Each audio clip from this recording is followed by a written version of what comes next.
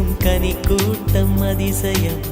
வண்ணத்து பூச்சி உடம்பில் ஓவியங்கள் அதிசயம்,